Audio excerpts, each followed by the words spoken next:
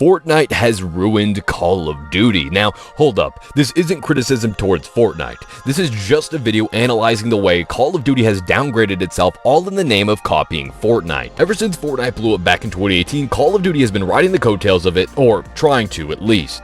I want to say it started with Black Ops 4 because that was the first Call of Duty Battle Royale, if we don't count Call of Duty Online. They literally stripped out the campaign to make a Battle Royale, but regardless, that alone isn't enough to say it was copying Fortnite. Battle Royale is just a genre at the end of the day, and Black Ops 4 also at least still felt like a Call of Duty game.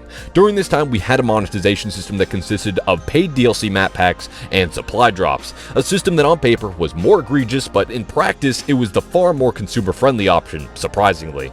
We could also actually earn cosmetics, all cosmetics that they added to the game. If you saw a skin in a trailer for a new content drop, you could earn it just by playing the game. So I can't say these issues happened during Black Ops 4. No, these issues became apparent in 2019 when the Call of Duty Modern Warfare reboot released. This game entirely reworked the monetization system. They removed paid DLC and supply drops while replacing them with a shop system, battle pass, and seasonal live service model, just like Fortnite. The player reception to the news of these changes were very positive, but just like most things that are too good to be true, this was as well. Call of Duty now had $20 to $30 skin bundles. These consisted of a character skin and sometimes one or two weapon blueprints that change the look of a weapon, until you change any attachment, of course. This is their way of artificially inflating the quote-unquote value of these skin bundles. Now, here's the big problem with this. Not even Fortnite charges $20 for skins anymore, let alone $30. Fortnite is also a free-to-play game, so it's even less egregious because they have to make money somehow.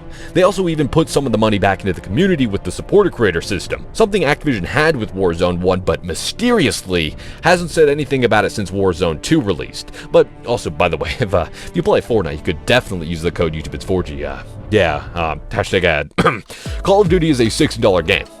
Oh, my bad. A $70 game, as they started charging more with Modern Warfare 2 22. Yet, it charges more for microtransactions than a game like Fortnite that is free to play, actually supports its community, and is third person so you can actually see the skins that you buy. But I can see my skin in the lobby today, Junior, and that doesn't count. The current skin system also robs us of all events that we used to get in the past. Things like Days of Summer, Shamrock and Awe, Christmas and Halloween events that are all just gone, because why let us earn all the cosmetics for these events when they could just drop it for $25 a piece and people will buy it? Activision did something similar with Overwatch 2 if you play that game. Completely ruined events in that game for players who knew how good they used to have it.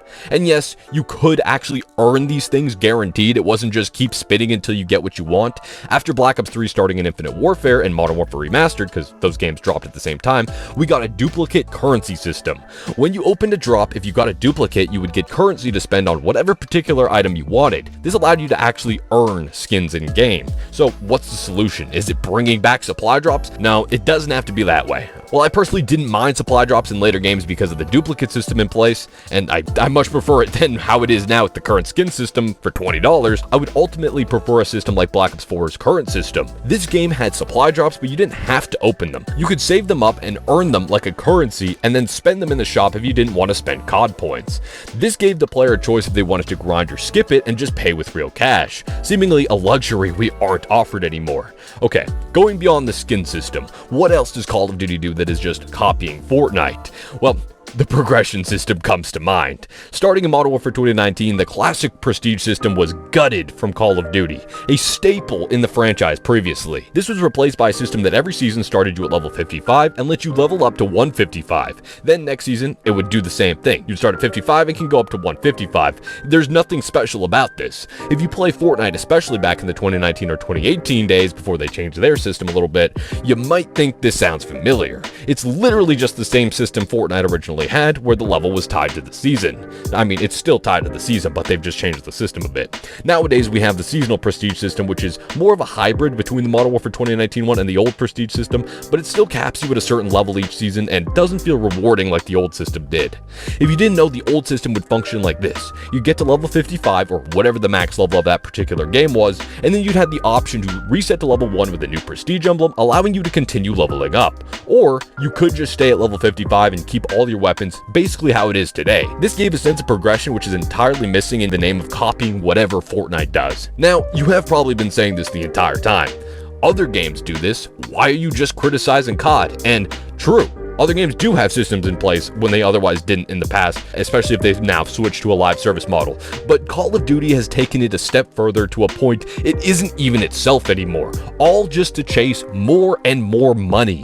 Modern Call of Duty is like that kid that copies whatever the one currently cool kid does and wears, instead of just being his original self. And yeah, no one likes clones. Games like Rainbow Six Siege also have a battle pass system now when they ultimately didn't, and have changed other things over time, but it still has a regular level system. It still allows you to earn skins from packs and has a currency system to buy skins from the shop just by playing.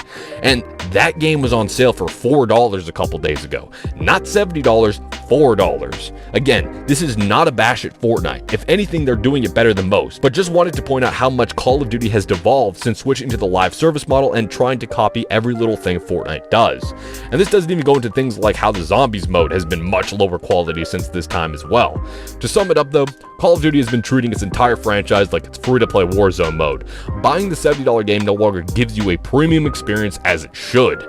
I've been playing COD for the last 12 years since Black Ops 1 every single year, and it just makes me sad to see this franchise get worse and worse over time. We can only hope it improves, but as long as skin bundles and black cell battle passes are sold, I don't believe anything will improve. But what do you think?